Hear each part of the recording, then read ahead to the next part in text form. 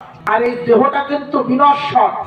শাস্ত্রে বলছে যে আত্মা ছাড়া জগতে যা কিছু আছে সব বিনশ্বর, আর একমাত্র আত্মা অবিনশ্বর, তার মৃত্যু হয় না, ধ্বংস হয় না, আগুনে পড়ে না, তাকে কোনো অবস্থাতেই তাকে আটকে রাখা যায় না। এই আত্মার ঊর্ধ্বগতি একমাত্র পরম দয়ালকে গ্রহণ করে তার সৎনাম গ্রহণের মধ্য দিয়ে একমাত্র সেটা সম্ভব হয়। আর ঠাকুর বলছেন যে আমার মৃত্যুর ডেকে নিয়ে যদি কেউ কোনো বিদেহী আত্মার উদ্দেশ্যে সৎসঙ্গ করে, তাহলে শুধু সেই আত্মা উদ্ধার হয় না, ওই বংশে যত আত্মা বিদেহী হয়ে আছে তারা সবাই মুক্তি লাভ করে। প্রফুল্ল কুমার দাসদাকে তিনি বলেছিলেন, প্রফুল্লদার মায়ের মৃত্যুর পরে, প্রফুল্লদার মায়ের মৃত্যু হয়েছিল গলায় দড়ি দিয়ে, তার প্রচন্ড মাথার যন্ত্রণা ছিল, শিরোক্রিয়া ছিল, সহ্য করতে না পেরে তিনি আত্মহত্যা করেছিলেন। প্রফুল্লদার মুখ বিষণ্ণ হয়ে গেল, মনটা বিষণ্ণ হয়ে গেল। বলে, ঠাকুর সারা জীবন তোমার চরণ তলে বসে তোমার কথাগুলো, তোমার বাণীগুলো লিখলাম, কিন্তু লাভটা কি হলো? সন্তান হিসেবে যদি মায়ের আত্মার যদি উদ্গতি না হয়, মায়ের আত্মার যদি শান্তি না হয়, পুত নামক নরক থেকে পিতা মাতাকে ত্রাণ করে বলে নাম পুত্র, তা আমি তো আমার মাকে উদ্ধার করতে পারলাম না, কি হবে ঠাকুর? ঠাকুর বললেন, ওই জন্য তুই বিষণ্ণ থাকিস। আমি কই কি, আমার ঋত্বিক ডেকে নিয়ে সৎসঙ্গ করলে শুধু তোর মা কেন, ওই বংশে যত আত্মা আছে তারা সবাই মুক্তি লাভ করবে। আজকে দয়াল ঠাকুরের শ্রীমুখের কথা যে এই মা শুধু উদ্ধার নয়, মায়ের আত্মার উদ্দেশ্যে প্রতি বছর সৎসঙ্গ হয়। এই বংশের সমস্ত বিদেহী আত্মা তার আতুল চরণে আশ্রয় পাচ্ছে এই সৎসঙ্গের মধ্য দিয়ে, কীর্তনের মধ্য দিয়ে। এই কীর্তন ঠাকুর খুব পছন্দ করতেন। আজকে সৎসঙ্গের সার্থকতা কোথায় জানেন? ভজন, ভজন, কীর্তন, দীক্ষা, এই চারটেই আজকের এখানে হয়েছে।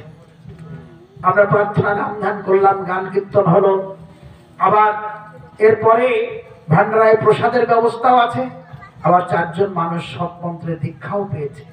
তাহলে সৎসঙ্গের একটা পরিপূর্ণ রূপ আজকের এই ভক্তের বাড়িতে, গোলকদার বাড়িতে আমরা দেখলাম।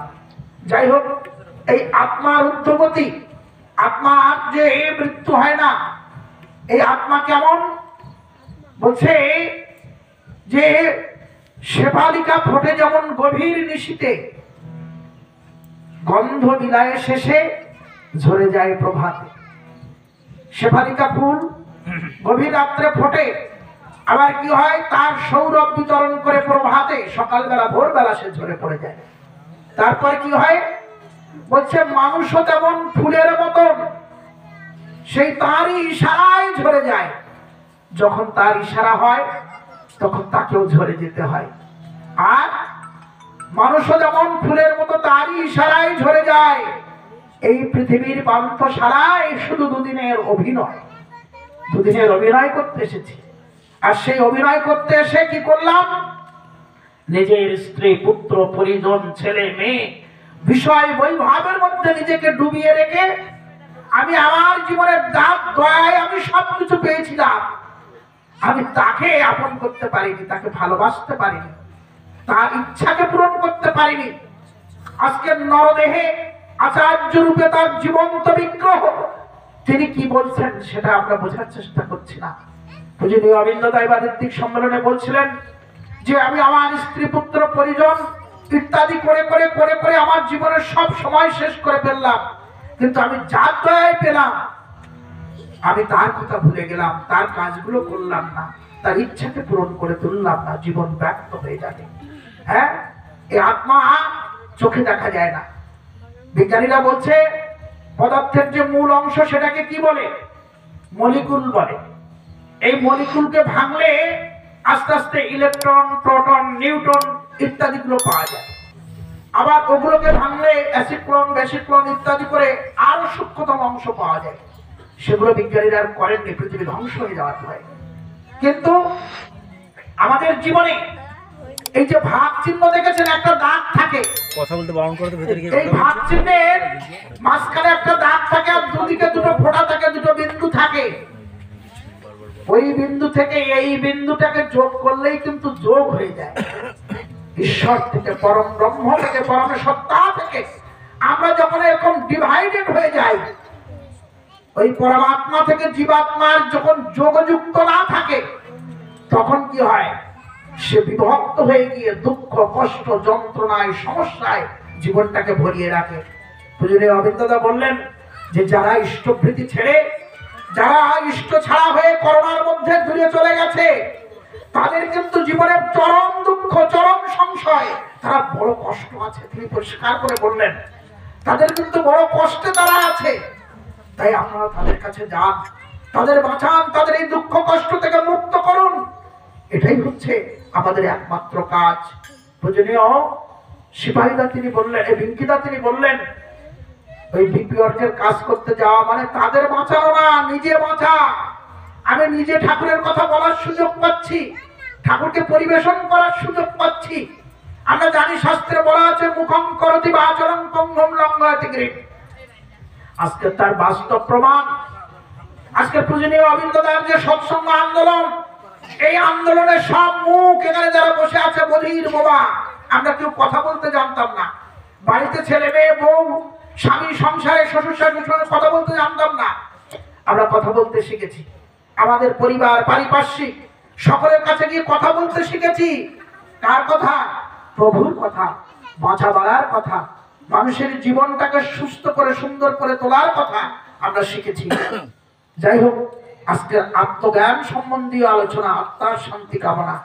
তাই সেখানে বলতে গিয়ে এই আত্মা পদার্থের এই যেমন ছোট্ট ছোট্ট ক্ষুদ্র ক্ষুদ্র অংশ, বিরাট শক্তিশালী দূরবীক্ষণ যন্ত্র, মাইক্রোস্কোপ ছাড়া যেমন দেখা যায় না, ঠিক সেরকম এরকম আত্মদর্শন করতে গেলে ওরকম সূক্ষ্ম দর্শন, ভিতরে সেই সূক্ষ্ম জ্ঞান, চৈতন্য সত্তার জাগরণ, সেটা না ঘটাতে পারলে এই আত্মদর্শন হয় না। তখন মানুষের জীবনে ঘুমিয়ে থাকা দেবত্ব, ঠাকুরত্ব জেগে ওঠে। মানুষ তখন সেই পরম ব্রহ্মের সঙ্গে মিলিত হয়ে জীবনটাকে সার্থক করতে পারে। এই আত্মা কেমন? বলছে কাষ্ঠের মধ্যে অগ্নি যেমন লুকায়িত রয়, আত্মা কেমন? আপনারা ভালো করে মন দিয়ে শুনুন। কাঠের মধ্যে আগুন যেমন লুকায়িত রয়, ফুলের মধ্যে গন্ধ থাকে যেমন অবস্থায়। ফুলের মধ্যে গন্ধ থাকে না? কেমন অবস্থায় থাকে আমরা দেখতে পাই? দেখতে পাই না, কিন্তু গন্ধটা তো পাই। কাঠের মধ্যে আগুন আছে, এই আগুন আমরা কিন্তু দেখতে পাই না, কিন্তু সত্যি আগুন আছে। কাঠের মধ্যে আগুন যেমন লুকায়িত রয়, ফুলের মধ্যে গন্ধ থাকে যেমন অবস্থায়। আবার বলছে কি, দুধের মধ্যে ঘৃত থাকে, সে দুধেরই সত্তা। দুধ থেকে বোঝা যায় যে ওর মধ্যে ঘি আছে। বলছে দেহের মধ্যে হৃদপদ্মে তেমনই আছে আত্মা। দুধের মধ্যে ঘৃত আছে, সে যেমন দুধের সত্তা, আর দেহের মধ্যে হৃদপদ্মে তেমনই আছে আত্মা। তাই সেই আত্মাটাকে জাগ্রত করতে গেলে গুরু প্রদত্ত মহা শক্তিশালী নাম উষাবিষয় মন্ত্র সাধন করতে হয় এবং গুরুর আদেশগুলো বিনা ওজনে বিনা আপত্তিতে পালন করতে হয়, তবেই কিন্তু হয়। আমার বিমলদা আজকে তার মাতৃত্ব অর্পণ করতে গিয়ে এত সুন্দর করে ঠাকুরের বাণীগুলো নিয়ে কি সুন্দর করে গাইছিলেন। বাবা মাকে যেন কেউ তোমরা দুঃখ দিও না। বাবা মাকে আমরা শুনলাম, পিতা স্বর্গ, পিতা ধর্ম, পিতাই পরমান্তম, পিতরি প্রতিমা বর্ণে প্রিয়ন্ত সর্ব দেবতা, জননী জন্ম ভূমিষ্ঠ সাক্ষাদপি গরীয়সী। আমার যে পিতা প্রীত হলে সমস্ত দেবতা প্রীত হয়। আর স্বর্গে যাব মরার পরে, আমার মা হচ্ছে স্বর্গের চেয়েও বড়। সেই বাবা মাকে কেমন করে ভালোবাসতে হয় আমি কি জানতাম? আমি জানতাম না ঠাকুরের চরণে না আসলে। আমার মা যে স্বর্গের চেয়ে বড়, ঠাকুরের জীবন চলনা না দেখলে সেটা বুঝতে পারতাম না। বাবাকে কেমন করে ভালোবাসতে হয় ঠাকুরকে না দেখলে বুঝতে পারতাম না। তাই পিতা মাতা শ্রেষ্ঠ জনের শ্রদ্ধা ভক্তি যাই রাখো না, ইষ্টানুক না হলে তা আসবে না সম্বর্ধনা। আমার পিতা মাতাকে আমার ইষ্টানুক চরণে তাকে ভালোবাসতে হবে। গানের মধ্য দিয়ে একটু বলি। তাই বলছে কি, মাগো তুমি স্বর্গ, পিতা হলো ভগবান, আমি তোমাদের দয়ায় এলাম এই ধরায়, আমি তোমাদের দয়ায় এলাম এই ধরায়, আমি তোমাদের আশিসে গাহিনা পিতা হলো ভগবান, মানুষ তুমি স্বর্গ, পিতা হলো ভগবান।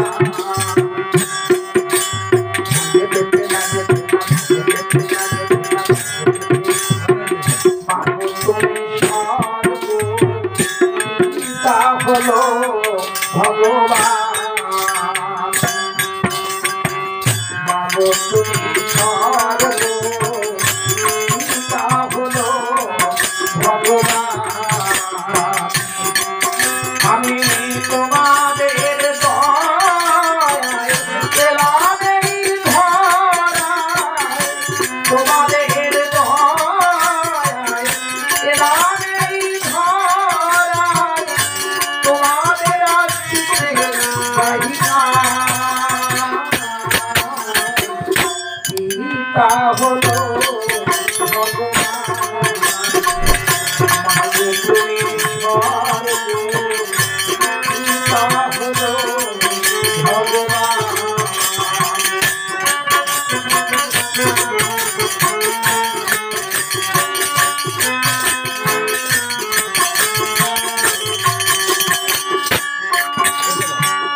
পিতা দিল জন্ম, গর্ভে ধরেছেন মাতা, তোমাদের চেয়ে বড় নাহি কো দেবতা।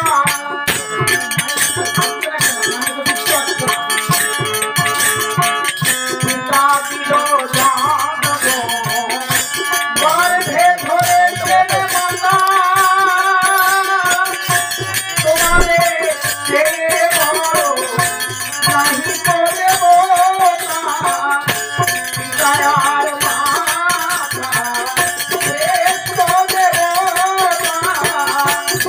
দয়ার মাতা শ্রেষ্ঠ দেবতা, তোমাদের আশিসে গাহিনা পিতা হলো ভগবান, মানুষ তুমি স্বর্গ, পিতা হলো ভগবান।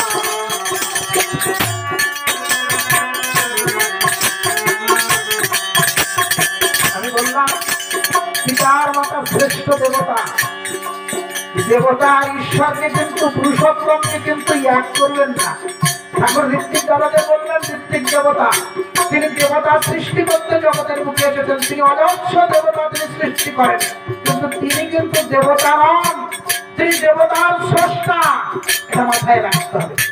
পুরুষোত্তম তিনি দেবতার স্রষ্টা, সবাইকে তিনি দেবতা দেবী করে তিনি তুলতে চান, তিনি দেখতে চান, তাই আমাদের জীবনে এটা মনে রাখতে হবে। ঠাকুর বললেন জন্ম দিল তোমায় যেজন, জন্ম পালি যে সেই তো যেন দেবতা প্রথম, সেবায় দুঃখ নাশে। অর্থাৎ জন্ম দিল তোমায় যেজন, আমায় জন্ম দিয়েছে কে? আমার বাবা, আমার পিতা। জন্ম পালি, আমার জন্মটাকে পালন করলো কে? আমার মা। জন্ম দিল তোমায় যেজন, জন্ম পালি যে সেই তো যেন দেবতা প্রথম, সেবায় দুঃখ নাশে। আমি যদি পিতা মাতার সেবা করি আমার জীবনে কখনো দুঃখ হবে না, দুঃখ নাশ হয়ে যাবে। তাই কি বলছে রবীন্দ্রনাথ গাইছিলেন, বাবা মাকে তোমরা যেন কেউ ব্যথা দিও না। তাই বলছে আমার গানের মধ্যেও দিয়ে সেই কথা।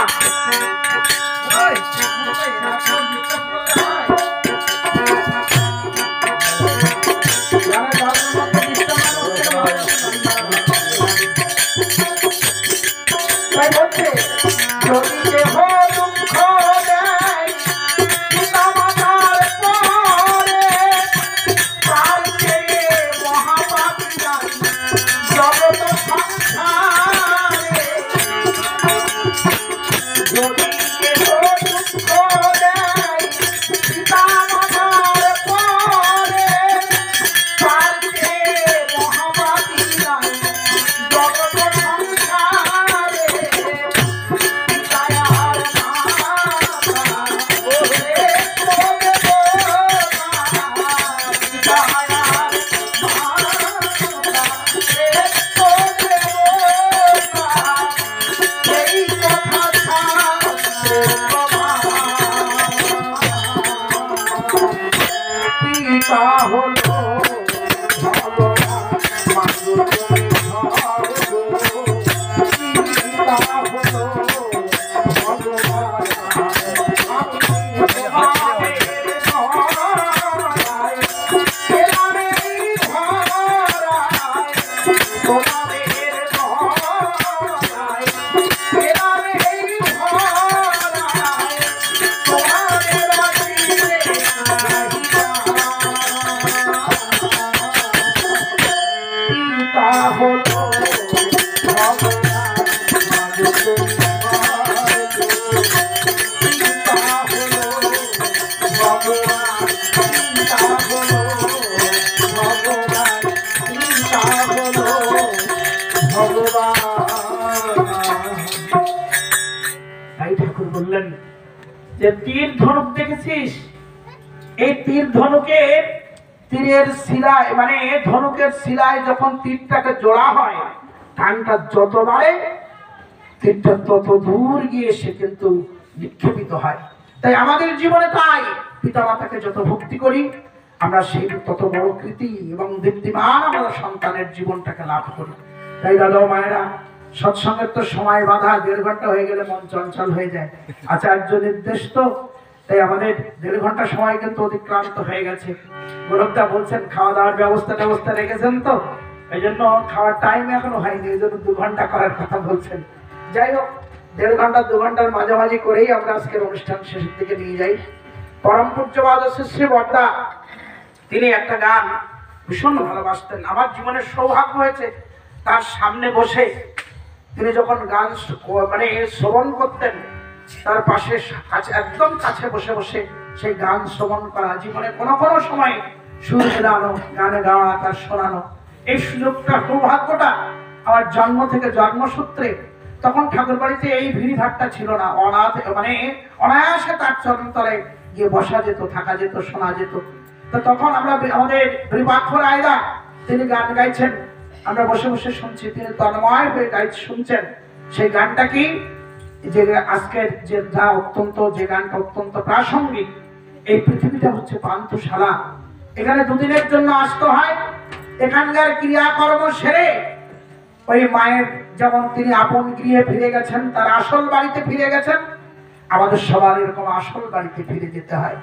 হ্যাঁ, এই আমরা যে এসেছি গোলকদার বাড়িতে, সৎসঙ্গ শেষে প্রসাদ খেয়ে যেমন আমাদের নিজের বাড়িতে চলে যাব, এই পৃথিবী নামক পান্থশালা থেকে আমাদের কাজকর্ম সেরে আবার আমাদের আপন গৃহ, যেখান থেকে আমি এসেছিলাম, আমি যে সমুদ্রের বুদবুদ, সেই সমুদ্রেই যে লীন হয়ে আমাকে যেতে হবে, তাছাড়া যাওয়ার জায়গা নাই।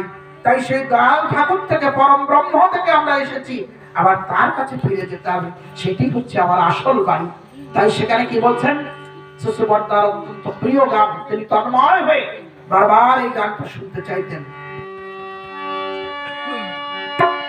হেতাকে হবা হারা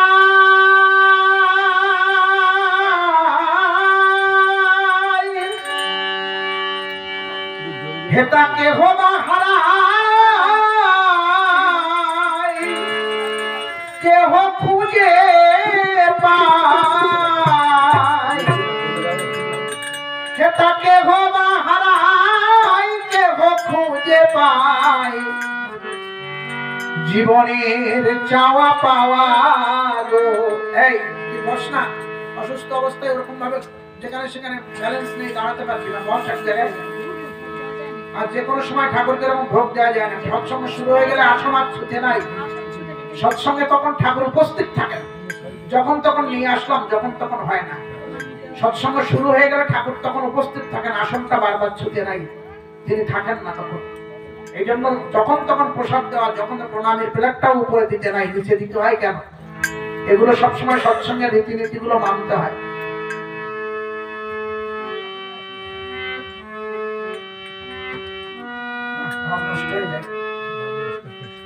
এই পৃথিবী পান্থশালায় বারবার আসা যাওয়া।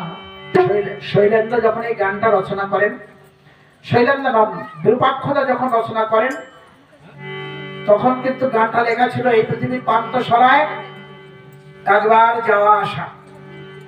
শৈলেন্দ্র বললেন না, একবার আসে না, মানুষকে বারবার যেতে হয়। যতক্ষণ না ঈশ্বর প্রাপ্তি হয় ততক্ষণ আমাকে আসা যাওয়া করতে হবে।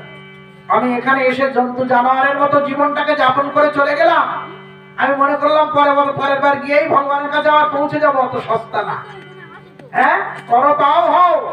ঠাকুর বললেন এই জীবনটাকে তোমাকে দেবপাম জীবনের অধিকারী করে, ভগবান জীবনের অধিকারী করে তুলতে না পারলে তুমি পরবর্তী জীবনে তার কাছে পৌঁছাতে পারবে না। তাই বলছে কেহ না হারাই, কেহ খুঁজে পায়, কেউ হারায় আর কেউ খুঁজে পায়। কি পায়? জীবনের চাওয়া পাওয়া গো, বারবার আসা যাওয়া। এই পৃথিবী পান্থশালায় বারবার আসা যাওয়া।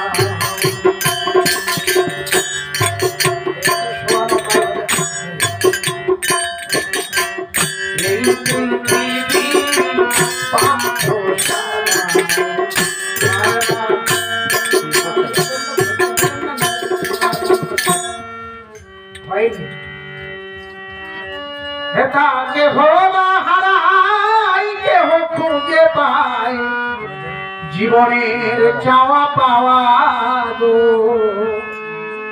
বারবার আসা যাওয়া। একদম শোয়ানো তাল না। এই পৃথিবী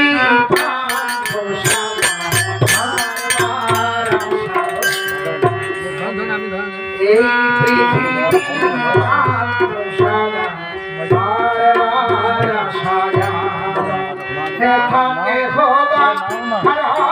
কেহ খুঁজে পায়, কেহ হারাই, কেহ খুঁজে পায়, জীবনে চাওয়া পাওয়া।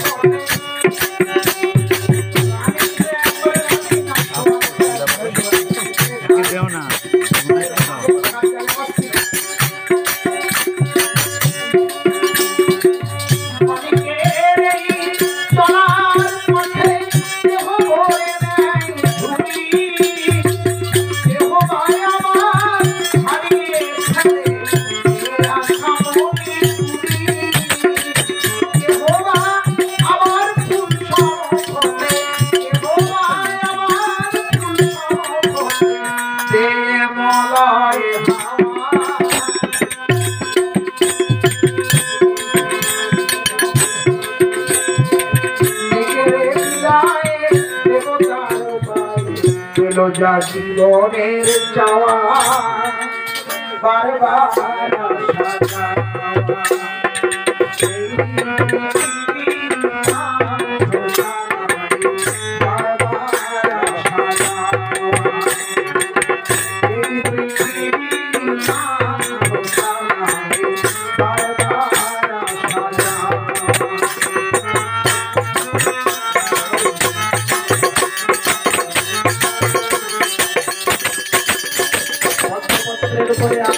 জল পড়লে যেমন পত্রটা টলমল টলমল করে, একটু হাওয়া বাতাস লাগলেই যেমন জলটা পড়ে যায়, এই জীবন কিন্তু প্রত্যেকের এমন ভাবে টলমল টলমল করছে। যে কোনো মুহূর্তে কিন্তু একটু ইষ্ট বিরোধী চলনায় যদি চলি, মনে করি যে আমি যা করি কেউ তো দেখতে পাচ্ছে না। এবার ঋত্বিক সম্মেলনে কথা বলছেন, সদা ভক্তকে ধুতি পাঞ্জাবির মাঝখান দিয়ে আমার নাট্যময় চরিত্রটা কিন্তু কেউ দেখতে পাচ্ছে না, কিন্তু তার চোখ ফাঁকি দেওয়া বড় কঠিন, বড় কষ্ট। প্রতিদিন অবিন্দতা বলছেন আমি কিন্তু সব দেখতে পাই, বলেও ফেলছেন। এবার আচার্য রূপে যে লীলা, এই লীলা বোঝা বড় ভার, আমি সব এখান থেকে দেখতে পাই তিনি বলছেন। তাই আমাদের প্রকৃত হতে হবে, প্রকৃত আনন্দ লাভ করতে গেলে প্রকৃত হয়ে উঠতে হবে। তাই বলছে যে ওই যে পদ্মপত্রে জল যেমন টলমল করে, একটু কাক হলেই পড়ে যাওয়ার ভয়, জীবনটাও যে কোনো সময়ে একটু বেসার হয়ে গেলে কিন্তু আমাদের জীবন প্রদীপ নির্বাচিত হয়ে যেতে পারে। তাই বলছে ক্ষণিকের এই চলার পথে কেউ ধরে নেয় ঝুলি।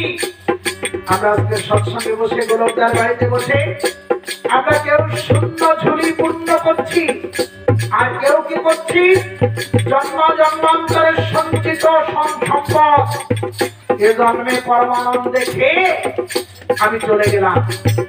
আর কিন্তু আমি সঞ্চয় করলাম না, একদিন সঞ্চয় যখন শেষ হয়ে যাবে সেদিন কিন্তু আমি আর এই যে পরম আনন্দ ভোগ করছি তার আনন্দ ভোগ করতে পারবো না। তাই বলছে ক্ষণিকের এই চলার পথে কেউ ধরে নেয় ঝুলি, কেহ বা আবার হারিয়ে ফেলে নিয়ে আসা মণিগুলি। আর কি করে কেহ বা আবার ফুল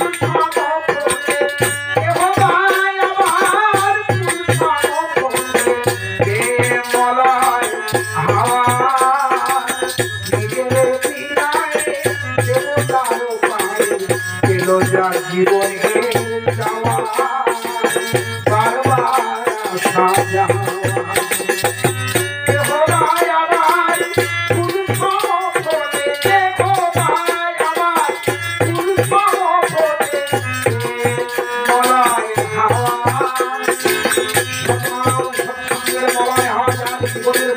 হয়ে যায়, তার জীবন ফুল সম বিকশিত হয়।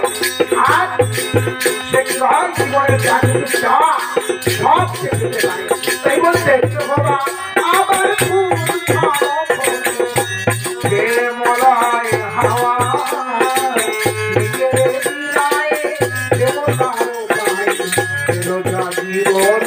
যাওয়া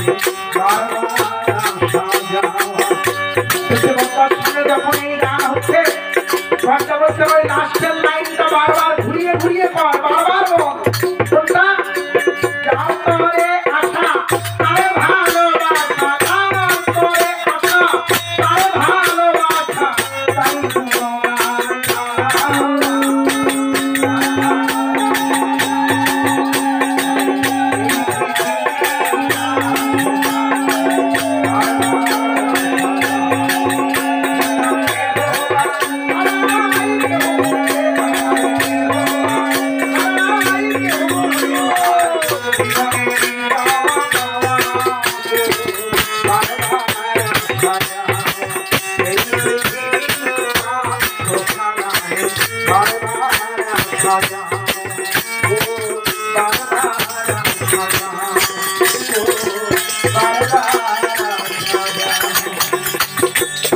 বারবার আসতে হবে কখন? যতক্ষণ না মায়ার বন্ধনটা ছিন্ন না হচ্ছে। আমাদের সেই পরমাত্মার ভাবে ভাবিত হয়ে একমাত্র তিনি আমার জীবনের একমাত্র ধ্যেয় পেয় উৎস, আমার তার কাছে মিশে যেতে হবে।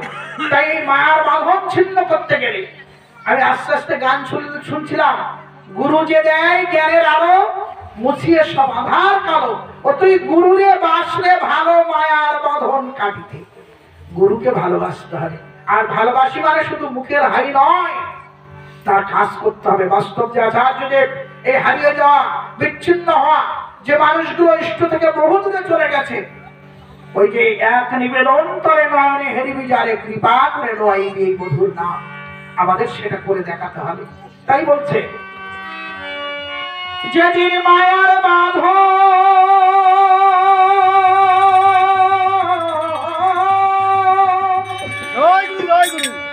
যেদিন মায়ার বাঁধন ছিঁড়ে যাবে, তোমার বিষয় বাড়ি পড়ে রবে, করে ভেবে দেখো ও ভোলা মন আপন কে হবে। মায়ার সংসার, স্ত্রী পুত্র পরিজন বিষয় বৈভব ইত্যাদি নিয়ে ডুবে আছি, কিন্তু আমি যখন চলে যাব, আমার আত্মা যখন আবার খোলস পাল্টাবে, আর একটা নতুন বস্ত্র যখন পরিধান করবে, তখন আমার এই সব পড়ে থাকবে, আমার স্ত্রী পুত্র জন বিষয় বৈভব, আমার একমাত্র আপনকে সেদিন বলবে শুধু বলো হরি হরি বল, এই হরি নাম। আর হরি যখন জগতের বুকে নেমে আসেন, তিনি যে নাম নিয়ে আসেন সেইটাই হরি নাম। আর সব এই হরিনাম বিনে সব হরিনাম মিছে, এটা মনে রাখতে হবে। তাই বলছে যেদিন মায়ার বাঁধন ছিঁড়ে যাবে, তোমার বিষয় বাড়ি পড়ে রবে, ভেবে দেখো ও ভোলা মন আপন হবে, ভেবে দেখো ও ভোলা মন আপন হবে, ভেবে দেখো ও ভোলা মন আপন হবে। যেদিন মায়ার বাঁধন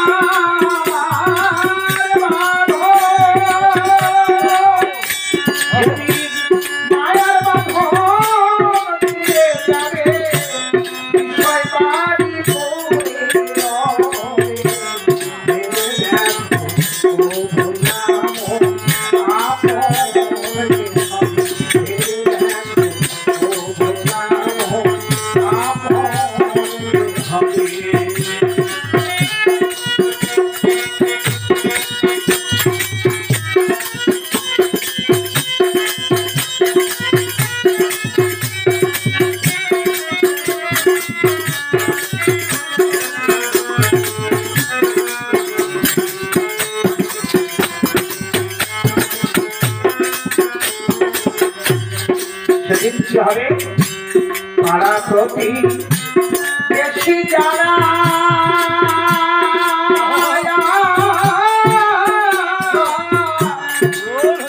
তোমার সঙ্গে কেউ যাবে না, শুধু দেবে গোবর ছড়া দেবী শুধু তোমার পাড়া প্রতি প্রতিবেশী যারা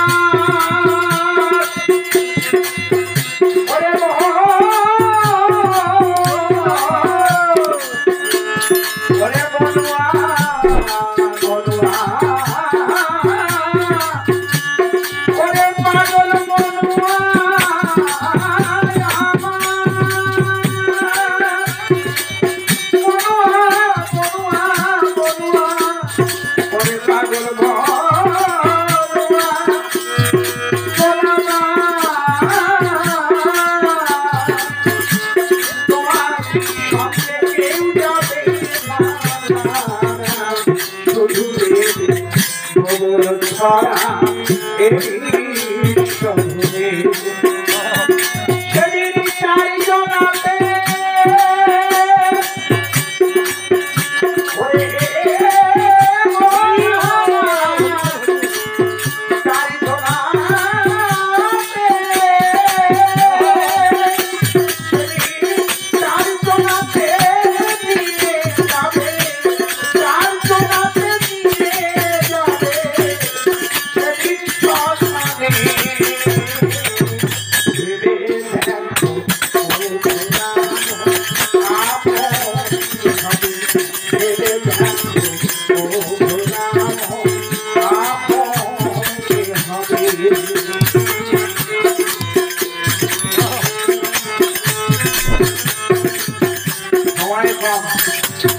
অনেক গান আছে, যদি মৃত্যুবার্ষিক উপলক্ষে যদি গান শুরু করা হয় না সকাল হয়ে যাবে। একের পর যদি আমি জুটতে থাকি কিরকম এই পৃথিবী যেমন আছে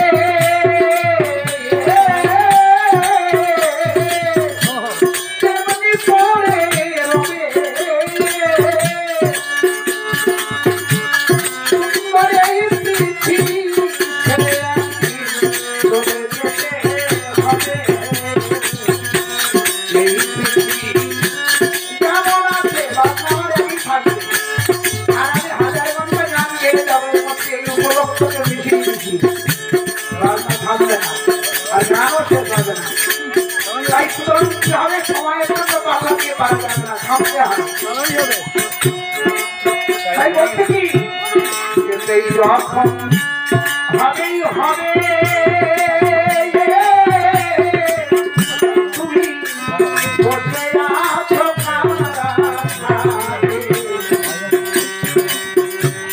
এই যখন হবেই হবে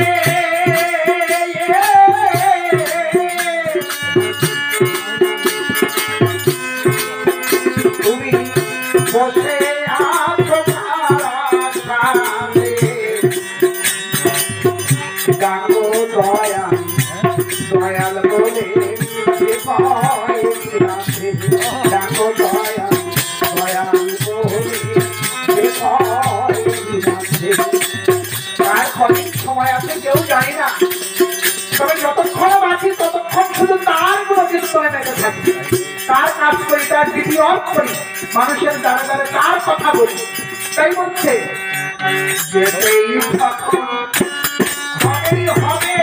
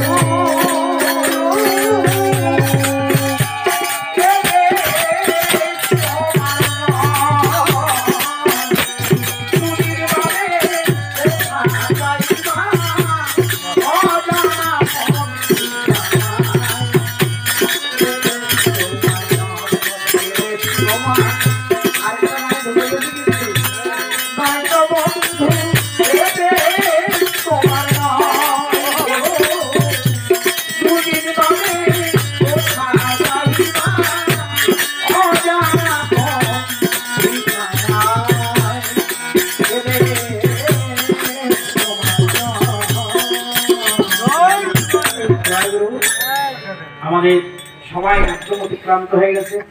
ঢুকে গেলে একটু বাজনায় যদি কেউ ঠেকায় ঠাকা ফেলে না, আর সময়ের জ্ঞান থাকে না। যাই হোক, ঠাকুরের দায় আমি পরম পিতা